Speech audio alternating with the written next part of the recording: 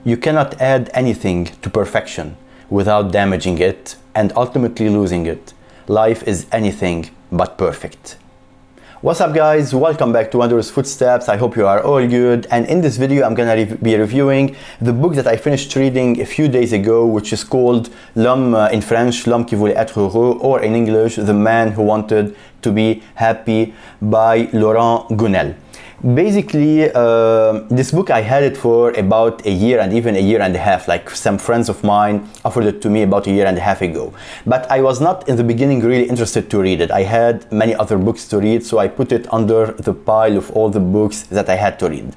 Until 2 weeks ago, like, a friend of mine called me and we were talking about some books, and he told me about this book. He told me that he read it and that there are amazing life lessons inside it.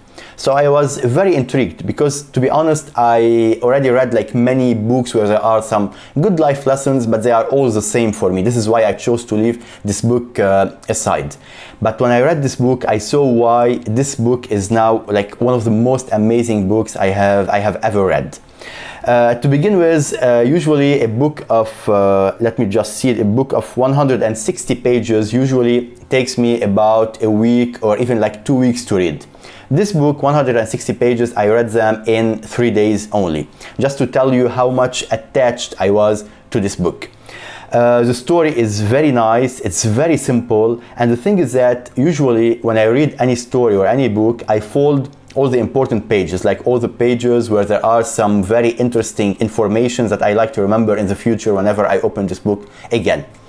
In this book, I don't know if you can see well, actually, I folded like more than 60% of the pages. It's really funny, but because like every other page, I used to find like very important information that I would like to remember in the future. So if you look at it, there are more than 60 or 70% of the pages that are already folded in this book.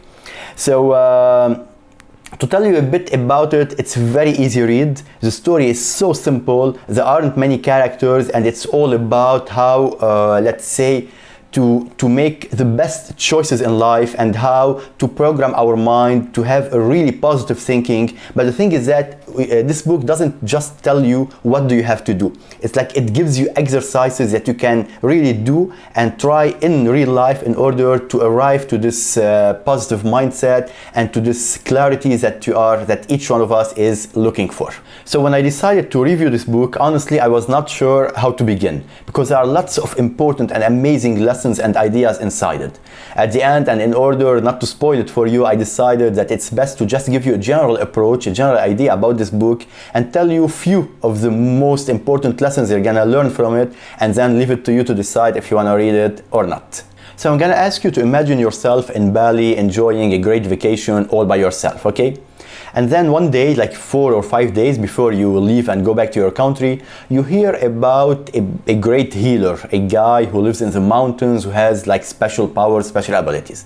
So just because you are curious, you decide to go and visit him. For you, your health is so good, you are living in a healthy way, you are in shape, but you just, out of curiosity, want to see what this healer is gonna tell you. So you go one day and you meet this healer.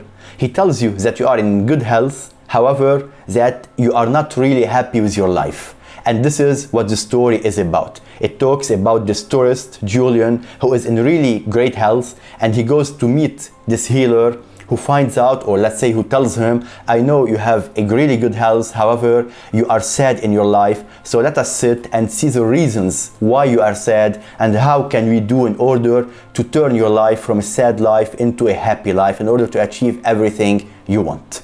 So this is where the story really begins. The healer begins to ask Julian, the tourist, questions about his childhood, about his parents, his relationships, his work, his travels, and asks him like, what does he think he needs in order for his life to be happier? What does he want to accomplish in life? And the more Julian answered him, the more the healer gave him more and more activities to do, more exercises to do, and challenges, let's say, in order to discover the true power within himself. You know, this is what I told you about, like there are are lots of self-development books out there that tell you what you should do. But here, like, the healer is giving Julian exercises that each one of us can apply in our daily lives. And this is what's so interesting. Like, the book is a very easy read. It's like Julian, every day he goes to meet the healer. They have a very interesting conversation together. They talk about everything in life. And then he goes back to his hotel or to his chalet and let's say do all the exercises that the healer asks him to do until he comes back to meet him the next day. It's a very easy read,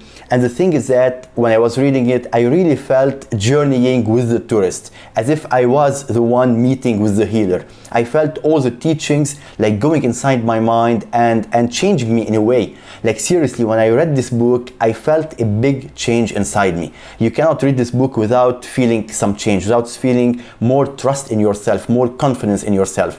And this is what the healer's purpose is. This is what all the activities he gave Julian to do, this is what their purpose is to give him all the confidence in himself that he needs to accomplish everything he always wanted to do. I don't want to spoil anything about what the healer told Julian, but I'm gonna tell you also that the ending is just mind-blowing. So this book is gonna answer lots of questions that you ask yourself every day of your life, actually. And it's gonna give you a new perspective into lots of different subjects. These subjects are so various in this book, but the most important ones are the followings.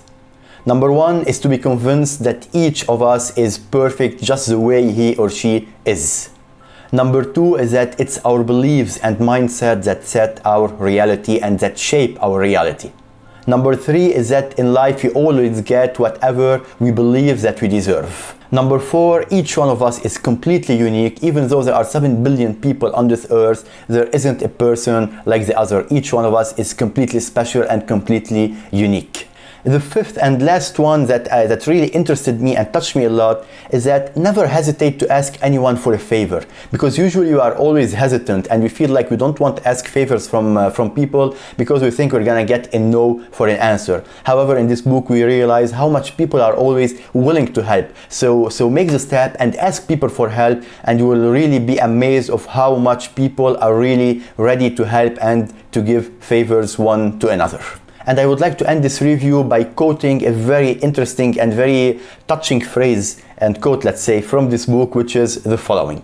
In the West, you are used to separating body and mind.